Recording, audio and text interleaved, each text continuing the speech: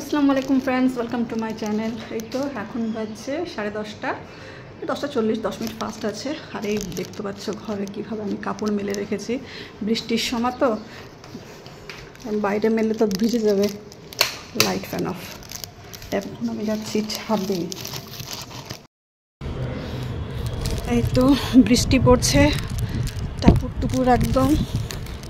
আমার এই তো কচু শাকের কী অবস্থা, বাবারে কি শক্ত, হাঁটতেও হচ্ছে না।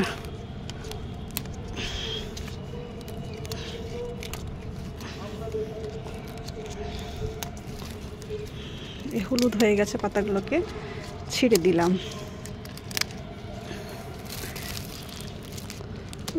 এই পাতাগুলো খাওয়াও যাবে না, ওই হাত নষ্ট হবে, গাছের ভিটামিনটা নষ্ট করে দিচ্ছে। এই তো এই পাতাগুলো তাই একটু ছিঁড়ে দিয়ে এগুলো।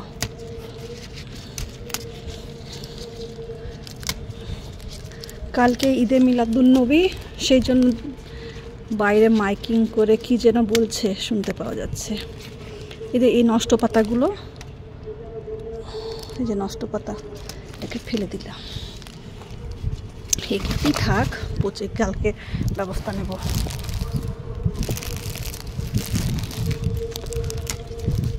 এই পাতাটাও তো হলুদ হয়ে গেছে।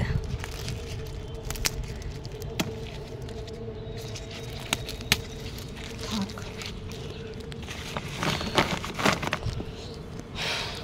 এখন এগুলো থাক। এখানে হচ্ছে আমার করলার গাছের গাছ, আর করলা গাছে অনেক পাতা আছে, তো ভাবছি একটু পাতাগুলো তুলে নিই।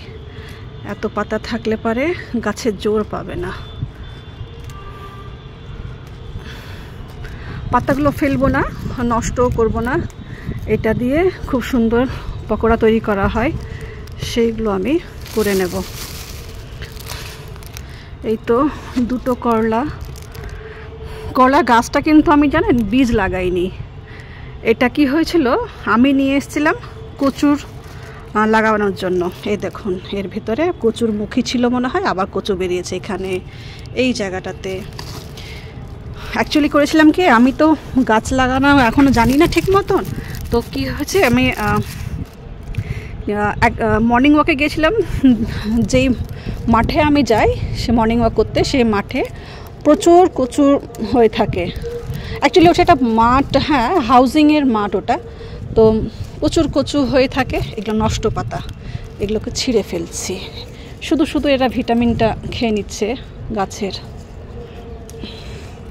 তো সেখান থেকে কিছু ছোট ছোট কচুর চারা সহ মানে আমি তুলে নিয়ে এসেছিলাম। নিয়ে এসে ওগুলোকে এবার লাগাবো কোথায়, আমি তো টব কিনে নিয়ে তখনও। আর তখনই মানে হাজব্যান্ড খুব ফোর্স করছে গাছ লাগানোর জন্য। ও বারবার বলছে তুমি গাছ লাগাও, মনটাকে ডাইভার্ট হবে তোমার। দিয়ে সেই তো কচুর গাছগুলো নিয়ে এলাম, নিয়ে এসে আবার লাগাবো কোথায়। দিয়ে হঠাৎ করে দেখলাম, মনে পড়লো যে চালের বস্তা আছে। দিয়েছে চালের বস্তাটাকে একটু সাইজ করে নিলাম, দিয়ে সেটাতে এখানে এটা পড়ে গেছে গো, বৃষ্টিতে মনে হয়। আমি খেয়াল করছি এটা পড়ে গিয়ে আবার নড়েও গেছে গাছটা।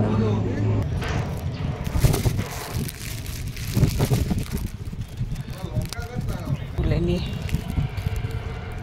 তো বড় বড় পাতা, এত বেশি পাতা রাখার কোনো প্রয়োজনই নেই। মানে পাতাতেই পুরো টবের ভিটামিনগুলো খেয়ে নেবে, অন্য গাছটাকে বড় হতেও দেবে না।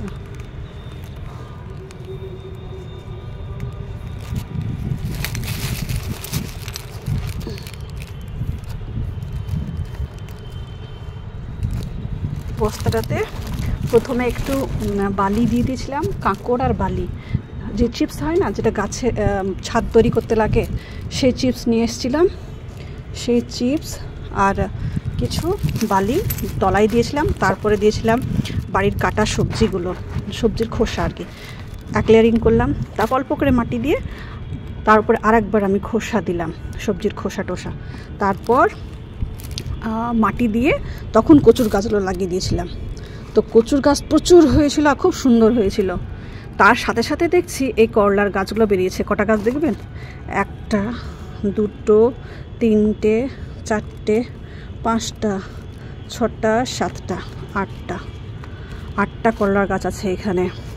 আর দিয়ে তখন আমি দেখলাম যে করলাগুলো গাছগুলো ভীষণ সুন্দর হয়েছে, একদম ঝাঁকালো হবে, প্রচুর পাতা নিয়ে।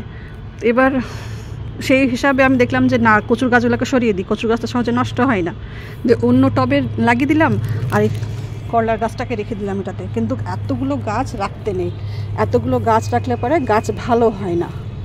2টো 3টে গাছ থাকলে পরে যথেষ্ট, মানে করলা গাছে আর কি। তারপরে সেটা থেকে মানে বীজ তো আমি রোপণ করিনি, সেই সবজির খোসার মধ্যে বীজ ছিল, সেই বীজ থেকেই গাছগুলো বেরোলো। আর মাশাআল্লাহ এই গাছটা থেকেই আমি প্রায় 9টা মতন করলা পেয়ে গেছি, 9টা মতন। এই দুটোকে নিয়ে করলা অলরেডি আমার 7টা করলা খাওয়া হয়ে গেছে, আর এই দুটো আছে, চলছে এখন। মাশাআল্লাহ এখানেও ফুল আছে, ফুলের কড়িও এসছে, অনেক হবে ইনশাল্লাহ, সেটাও হবে।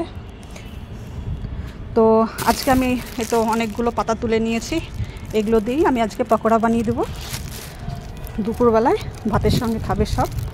তো সেটা আপনাদের সঙ্গে শেয়ার করব। এই দেখুন এখানে আরও 2টো করলা গাছ বেরিয়ে গেছে, এখানে একটা, ওখানে একটা। আর এটা হচ্ছে ঝিঙ্গের গাছ লাগিয়েছিলাম, এই দেখুন বড় ঝিঙ্গের গাছ হয়ে গেছে, কিন্তু ঝিঙ্গে 2বার কুড়ি এসছে, কিন্তু কুড়িগুলো নষ্ট হয়ে গেছে কেন কি জানি না।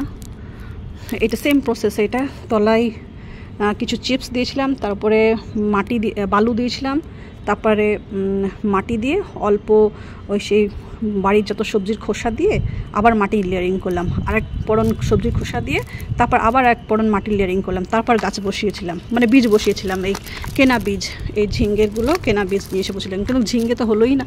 যা হোক গাছ বড় হয়েছিল। আর এই দেখুন সামান্য একটা দেখছি এসছে, তো দেখা যাক কি হয়। তো এবার আমি ঘরে গিয়ে এটার পকোড়া বানাবো, এই করলার পকোড়া, করলার পাতার পকোড়া কেমন হয় আপনাদের সঙ্গে শেয়ার করব। আর এই দিকে দেখুন পুরো বৃষ্টিতে ভেজা ছাদ পুরো জলে থই থই। চলে এসেছি রান্নাঘরে। এই তো করলার পাতাগুলো খুব ভালো করে আমি বেছে নিয়েছি, তারপরে এগুলোকে আমি খুব ভালো করে ধুয়ে নেব। তো ধুয়ে নিয়ে আমি এটাকে জল ঝরিয়েও নিয়েছি। আর করেছি কি, আমি 2টো বড় বড় সাইজের পেঁয়াজকে কেটে নিয়েছি, আর তার সঙ্গে কিছু লঙ্কাও কেটেছি। এটা আপনাদের সঙ্গে শেয়ার করতে আমি ভুলেই গেছিলাম। তো যাই হোক, এখানে পেঁয়াজ আর লঙ্কা কেটে নিয়েছি, আর দিয়ে দিলাম নুন, হলুদ, আর স্বাদ মতো নুন আর হলুদ দিয়েছি 1/2 টিস্পুন, 1 টিস্পুন দিলাম ধনে গুঁড়ো, 1 টিস্পুন দিলাম ভাজা জিরের গুঁড়ো, আর 3 টেবিল স্পুন ভর্তি করে আমি দিয়ে দিচ্ছি বেসন, আর 1.5 টিস্পুন আমি দিচ্ছি চালের গুঁড়ো।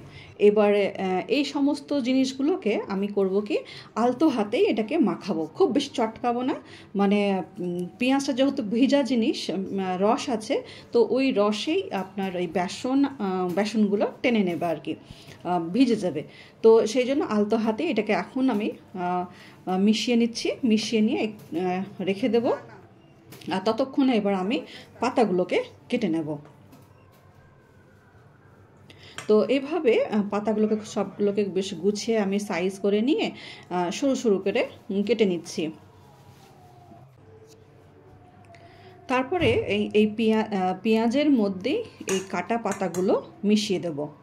এবার হবে কি, এই যে পেঁয়াজের যে রসটা আছে আর পাতারও যে রসটা আছে, এগুলো সব কিন্তু বেসনের টেনে বেসনটা বেশ সুন্দরভাবে ভিজে যাবে।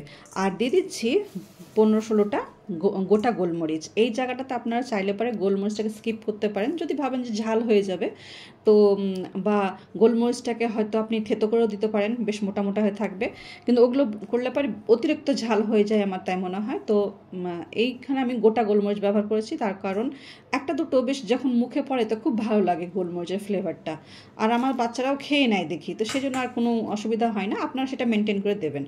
আর 2 টেবিল স্পুন আবারও আমি এর মধ্যে বেসন দিলাম, কারণ এটাতে বেসন কম মনে হচ্ছিল, তো বেসনটা দিলাম, দিয়ে এই তো আলতো হাতে আমি এটাকে নাড়াচাড়া করছি, জাস্ট এটাকে উল্টে পাল্টে মিক্স করে নিচ্ছি আর কি, যেন ওর রসেই পুরো বেসনগুলো ভিজে ওর গায়ে লেগে যায়। এদিকে আমি কড়াইয়ে তেল বসিয়ে দিয়েছি। আর এই তো বেশ সুন্দরভাবে একটু রেখে দিলে পরে কি হয়, বেশ 2-4 মিনিট আমি রেখে দিয়েছিলাম মাখিয়ে ওটাকে। তো বেশ ভালোভাবে পেঁয়াজগুলোও নরম হয়ে গেছে। আর এই দেখুন খুব সুন্দরভাবে একদম এটা মানে লাড্ডু তৈরি হয়ে যাচ্ছে। তো এবার করব কি, এটাকে খুব সুন্দরভাবে পুরো পেঁয়াজি, একটা মানে করলা পাতার পেঁয়াজি বলতে পারেন, খেতে অসম্ভব মজা। আর তেল গরম হয়ে যাবে যখন, তখন মিডিয়াম ফ্লেমে এটাকে আমি ভাজবো।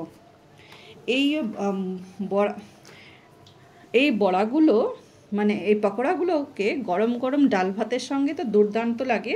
আপনি চাইলে পারে চায়ের সঙ্গে, সন্ধ্যাবেলাকার চা মুড়ির সঙ্গেও এই ধরনের পকোড়াগুলো খেতে পারেন, ভালো লাগে, বেশ ভালো লাগে। একটু টেস্টটা চেঞ্জ হয়। সবসময় তো আমরা বেগুনি পেঁয়াজি অবশ্যই খেয়ে থাকি, একবার এইভাবে করলা পাতার পকোড়া বানিয়ে খেয়ে দেখবেন, দুর্দান্ত স্বাদের হয়। বাচ্চারা খুবটা অবজেকশন করবে না, মানে কি এটাতে খুব যে বেশি তিতো তা তো না, করলার মতন খুব বেশি তিতো না। আর তা যেহেতু এর ভিতর পেঁয়াজ আছে, লঙ্কা আছে, ভালোই লাগে খেতে। একটু হালকা একটু করে করে ভাব থাকে, কিন্তু তিতো না একেবারেই। তো সবাই খেয়ে নেবে আর কি। আমাদের বাড়িতে তো সবাই খেয়ে নিয়েছে, আশা করছি আপনাদেরও ভালো লাগবে, একবার অবশ্যই ট্রাই করে দেখবেন। এটা কিন্তু খাই, অনেকেই খায় আমি জানি, তো সেটা আমরাও আগে খেয়েছি, তাই অনেক দিন পর শেয়ার করলাম, আশা করছি ভালো লাগবে। আর খুব মচমচে খাস্তা হয়, এটা ট্রাই করে দেবেন। আর আপনার যদি মনে হয় যে আমি নরম করব, তাহলে করবেন কি, একটু উপর থেকে জল ছড়িয়ে দিয়ে এটাকে মাখবেন, তাহলে পকোড়াগুলো নরম হবে আর কি। তো যেহেতু আমি জলের ব্যবহার করিনি, সেই জন্য এটা খাস্তা মোচমোচে পুরো পেঁয়াজি হবে আর কি, করলা পাতার পেঁয়াজি। ট্রাই করে দেখতে পারেন, ভালো লাগবে। তো ভালো লাগলে পরে আমাকে কমেন্টে জানাবেন আপনাদের কেমন লেগেছে। আর অবশ্যই যদি খুবই ভালো লাগে তো শেয়ার করবেন বন্ধুদের মধ্যে। তো বানানো মাত্রই কিন্তু আমার ছেলে টেস্ট করে নিল, আর আমিও টেস্ট করে দেখলাম, তো অসম্ভব মজা। অনেক দিন পর খেলাম, খুবই ভালো লাগলো। সাধারণত করলা পাতাগুলো তো আর বিক্রি হয় না বাজারে, তো ওটা বাড়িতে যদি হয় তবেই সেটা ট্রাই করা যেতে পারে। তো সেই হিসাবে আমি বানালাম, আশা করছি ভালো লাগবে আপনাদের, ট্রাই করে দেখবেন। আর আমি এটা গ্যারান্টি দিয়ে বলতে পারি, একবার যদি আপনি বানান, দ্বিতীয়বার অবশ্যই বানাবেন। ভালো থাকবেন, সুস্থ থাকবেন, আল্লাহ হাফিজ। আবার দেখা হবে কোনো নতুন ব্লগে।